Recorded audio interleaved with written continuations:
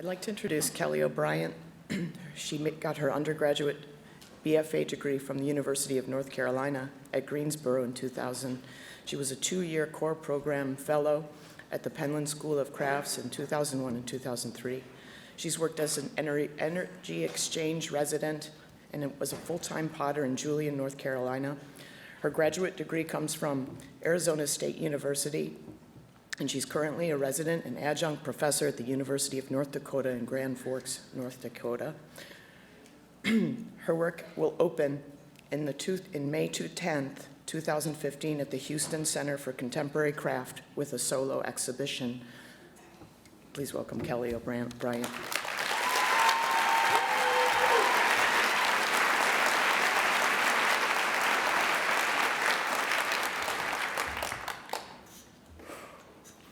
Hi.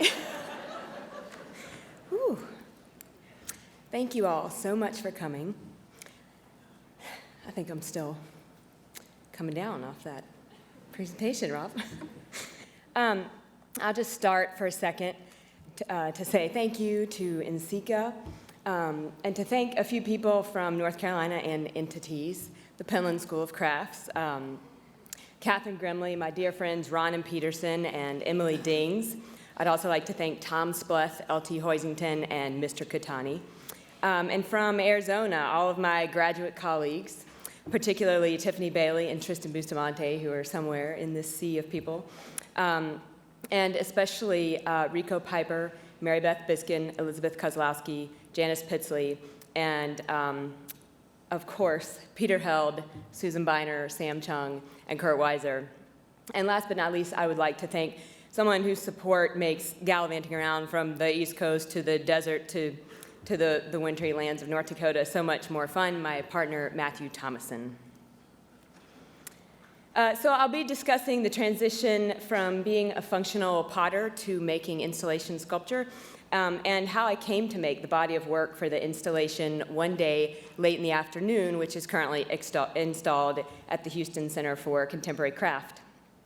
I spent about 10 years working as a full-time potter before I decided to attend graduate school at Arizona State in 2011. And for the majority of that time, my studio was in this remodeled barn on the farm where I grew up in North Carolina. And I think that those years were really informative both to the content of my work as well as my daily studio practice. I still make multiples. I think about objects in groupings. I work repetitively, and I often start the day by making a few mugs until I feel completely present in the studio. Gatherings around food are an important communication mechanism for me and my family. This is no Instagram filter needed for this old Polaroid here. And also important in the community where I grew up. Whenever my family and I are planning to get together, the first conversations that happen is, well, what are we going to eat? What are we going to make? And so much of how we catch up and relate takes place around this food and this planning. And I don't mean that it's always something fancy or styled or anything like that at all. In fact, usually not. It's grits and eggs, and maybe Papa's going to make some bacon, and that also usually means he's making sausage. And in the community of Julian, it might have been a covered dish supper, or the ice cream supper at the church, or maybe a meal after the funeral, or supper. It was always supper.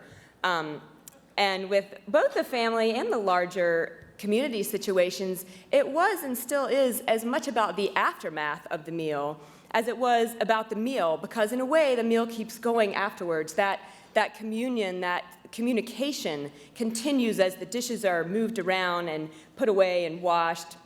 And that's when you really get to the nitty-gritty of how everybody is doing. Early on in my time making dinnerware, my interest in making dinnerware came from a place of wanting to connect with the user, to cause her to pause, to connect with her food, with her company, to be here and now, to be present. And several years into my production work, I found myself striving to make objects that functioned so well that could be used every day easily and fluently that they would in fact not cause pause. And simultaneously to this shift, people would purchase objects from me, and they would come back later to other shows and tell me what happened when they gave their best friend the mug or their mother-in-law the vase. And what I realized was that these stories were not at all about the objects. They were about the relationships and the emotions and the activities happening around the object.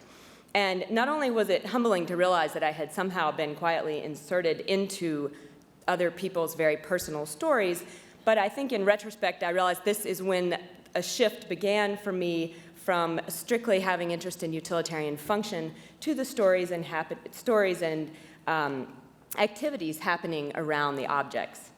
I'm interested in how objects sort of witness or facilitate communication and relationship, and the stories that they tell through their placement and relationship to each other, in addition to their utilitarian function. And I've come to think of these objects that rove around in a space as we live and work as transient still lifes, these objects that come and go, that morph throughout the day, that change, that sometimes seem to not make any sense. You might not know why the wrench is by the blender or why the paintbrush is next to the breakfast dishes, although with this crowd we probably all have tools in our kitchens, so maybe you would know. In 2013, I went to Hungary with my graduate colleagues, and afterwards I traveled to several ceramic factories and visited friends along the way, and I thought that the factory part of this trip would be the most important, but as it turns out, visiting friends and preparing food with them, sharing some moments of their life, watching their patterns and habits, like my friend Pekka in Finland, who always wears his swimming goggles when he chops onions. And witnessing them go about their days in their spaces, it turned out to be an important way for me to get out of my own stories and out of my own space. And to consider the fact that there is really much to be exposed about the human condition, if you will, through our habits and our patterns and our little daily rituals that somehow become that, even though we may not mean them to, and through our interactions and relationships with other people. And I'm interested in how our patterns and habits are revealed through the placement and combination of these everyday objects around us in our intimate spaces, such as the casual distribution of breakfast dishes across a countertop after the house is quiet. I try to create still lifes that at first glance conjure familiar scenarios while retaining little incongruous details. And I think that these little instances of incongruency cause a little hesitation. They cause a little uncertainty, such as the precarious stacks of pots and pans that people always sort of back away from in the gallery. And I hope that these incongruencies speak somehow to the precariousness or the vulnerability that happen in our lives and relationships, and the balance and awareness that is needed to be human that we certainly do not always achieve all of the time. The function of these objects is often ambiguous, and certain technical components, such as the matte white glaze that would really absorb every coffee stain and greasy fingerprint, really render the pieces unfunctional.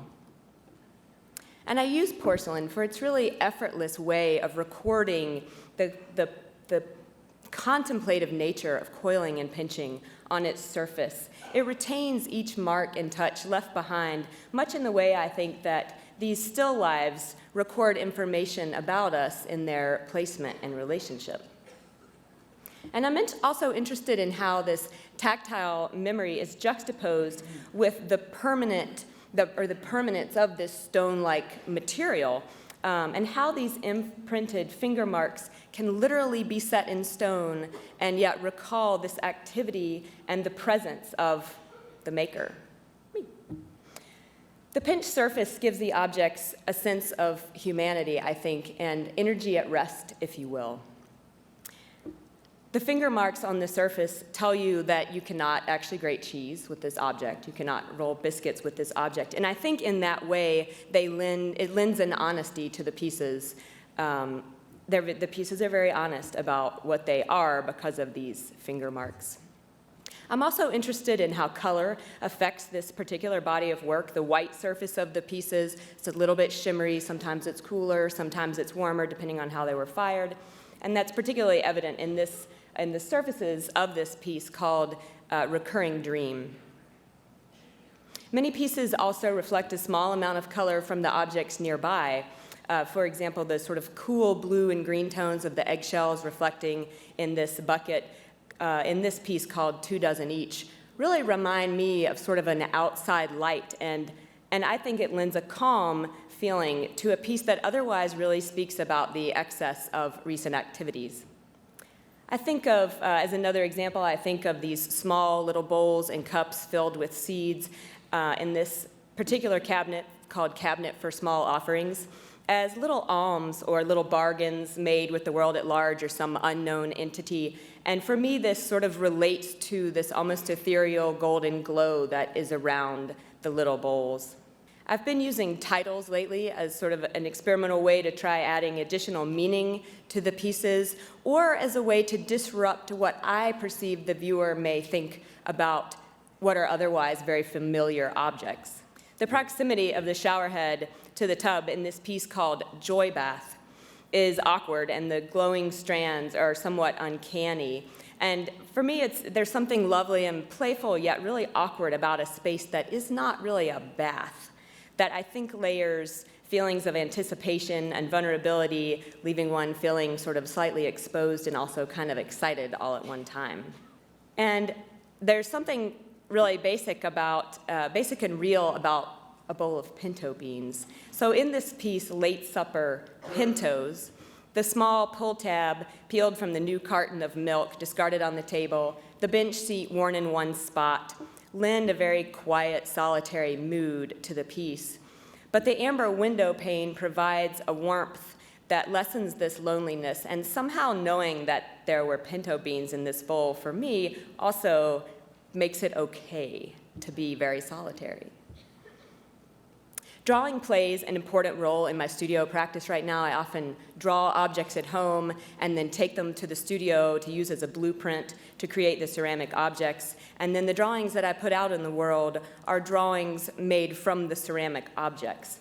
And for me, this serves as another way to consider the same idea in another dimension. I really enjoy the ghosty, airy atmosphere around the objects in the drawings when I use chalk pastels.